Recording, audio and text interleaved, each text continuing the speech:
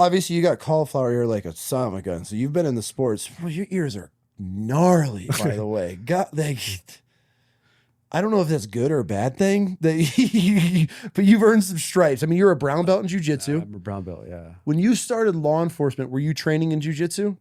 No, the only training I had was what they teach us in the academy, as far as grappling. Which is dog shit training, or is it worth the 40 shit? hours of grappling, like that. So it's 40 hours of grappling, and now these guys come out expecting, like, oh shit, I'm highly trained now. Like, are they? No, 40 hours is nothing.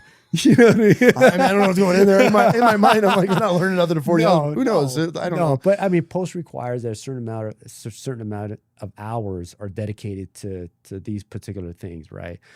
And so you got, obviously firearm training, which we do consistently. And so they cram this grappling into a 6-month course, obviously.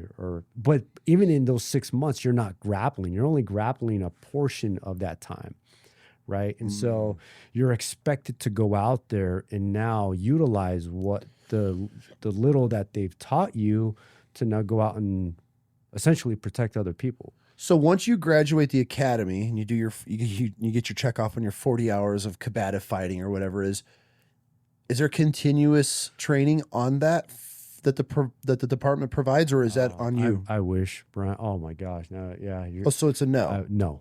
No, I wish, dude. No, See, they should. This is one of those things, right? This is one of those things to me that just does not make sense. We expect law enforcement officers, especially women. I've been very vocal. Women on the force, out and about on patrol. I have my thoughts about that. Why isn't our government, the state, federal agents, whatever it may be, find local gyms and they have a subscription for members or memberships, or hey, any cop that comes through here, they have their own code or program. So then it's required. So you can go after hours or whatever, find your schedule. Like, why we give millions and millions and millions of dollars to all these drug programs where we're giving drug addicts meth and needles and all this shit on the streets. But we want our police officers to be proficient in training, but we don't offer the training. Right? Yes and no. We offer, a lot of departments now and a lot of gyms now offer discounts. And they have this blue line program where you could, I think it's Adopt a Cop or whatever, where cops can go in there and train for free and the department pays for it.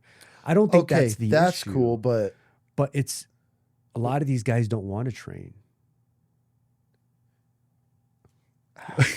Yeah, I mean, that's like being a Marine and not wanting to be proficient shooting. Yeah, that doesn't make sense to me. You feel as a cop, right? But now, and for the longest time, departments weren't offering that. A lot of departments still don't go that route where they don't encourage their guys to train. But now it's now you got a lot of departments who are kind of pushing it. But at the end of the day, it's all upon that individual officer if they want to train or not. And I think a lot has to do, because you can only do so, a department could only do so much. And these gyms, they can't force you to do something. I think that's where the issue is you have a lot of these. You almost have to, man. But you have, like, these guys, they come out of the academy, right? And they're equipped with a badge and gun and all these weapons that they're equipped with in their tool belt, right? You got a taser, you got pepper spray, you got a baton. They're all cool, man. Like, you got your little Batman belt on. Yeah, you got a Batman belt. You got all these gadgets and stuff. Cool, no problem. But at the end of the day, are they really going to save your life? No. No, they're not. Because somebody easily can take those away from you and disarm you. Now, what do you have left? Have you ever had a close call with getting disarmed? I know that's a random question, but... Oh, yeah. What? Yeah. Okay, let's hear this. Yeah. So this is before training. This is when I was a stupid ass cop, just doing, just thought just because I had a badge and gun and people respected me and I can gain compliance that way. But so you're in the mindset of I have a badge, I'm untouchable. I'm untouchable. Yeah. And I had the little bit of training that I had in the police academy. I did do a little bit of boxing early on, but that was it, right? I was like, okay, cool. I can pretty much handle any situation. Just any stupid little, yeah. So I responded to this call where these two brothers had a dispute with their neighbor. And I show up and I'm detaining these brothers. And I ask them, hey, I need you to sit down on the curb. One of them does. The little brother does not. And so I'm like, hey, bro, like I told you to sit down on the curb. Does not. I grab him to try to sit him down, and he just cold clocks me right straight in my face. And as soon as he does that, the brother that was on the curb got up, tackles me, and now I'm on the ground fighting with these guys. So I have one brother on the ground, and the other guy is on top of me on my back, and manages to get a hold of my gun, starts to pull it out of the holster. And at that point, I was just like, okay, if this gun comes out of my holster, now I got to worry about the gun while getting my ass kicked at the same time. That's not cool. What type of holster were you holding? Was it like a lock in, or was it just a straight pull out, like the old school, like button leather strap, or is this like a? It was a lock-in, but the guy managed to unholster like push it. Down, push forward down type of deal. Yeah. Okay.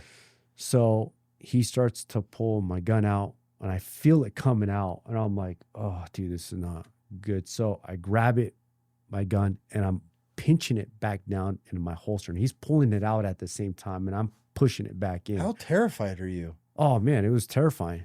And at the same time, I'm getting socked. I'm getting punched. I'm getting kicked. I'm getting my ass kicked, dude, to be honest with you. But at the same time, like, yeah, I can deal with getting my ass kicked because it's not the first time I've gotten my ass kicked, so I could take a beating. But the gun. Especially from these guys. But the gun, as soon as that comes out, now we're fighting over the gun. And now you're down a hand because that's where your whole, all of your attention's going. So you're here. So you're fighting two dudes with one hand, essentially. Yeah, I'm not even fighting. I'm getting my ass kicked. Okay, yeah. You're just a punching bag. I'm just surviving. I'm just a punching bag. But I'm like, okay, what's worse, me getting killed and shot or just taking a few punches? And these guys, I'm a very small guy, man. And these guys were no bigger than I was. So I'm like, okay, they're like, I'm not taking that much damage, but I am getting socked, and it's no fun. I can live through this. I can go through that, and I can go through pain. I think that's always been a part of me. Is like I can handle pain fairly well. I'm good with it. That's how I grew up, is getting my ass kicked. So I'm like, okay, cool, no problem. And I'm sitting there, and it almost seemed like it was forever, bro. Yeah. So I go to click my radio to ask for help, and I barely push on the mic. I think I mustered out maybe a few words. I didn't even say anything. And the guy, one of the brothers, grabs the radio, and he just throws it. So my radio is now across the lawn. My baton is out. My badge is gone. Everything is I'm just getting worked. But I'm holding on to this, and I'm taking punches. I'm getting my ass kicked. Nobody's come to help you at this point? No nobody's neighbors, come, nothing? No. My partner at the time, and I love this guy, man, one of my best friends, and he's on the SWAT team. And he heard something go out on the radio, but he wasn't sure. But he knew it was me. And he pulled up, and he didn't know what was going on. No license here, but when he pulled up, I saw him from the corner of my eye. And even I get chills talking about this. I got goosebumps on this one. Yeah. And I see him get out of the car, and I'm like, oh my God, thank God. Help me, baby Jesus. Dude, he came out like a bat out of hell, dude. He came up, dude. He just kicked one guy he did like a flying kick. It's weird, bro. He jumped up and just boom, hit the guy that was on top of me. Mortal Kombat Hadouken Yeah. shit. You remember back in the day? Yeah. And dude, just the feeling, I'll tell you right now, man, like there's no better. That's why I'm saying, like, being a cop is the best thing ever, because you build that connection with your guys, right? And so knowing that, I'm like, dude, this guy's my brother, dude. Like it's just this love and this bond that unless you're obviously military or a cop, you don't know what that feels like. And so finally we get both these guys in custody. We get him in custody.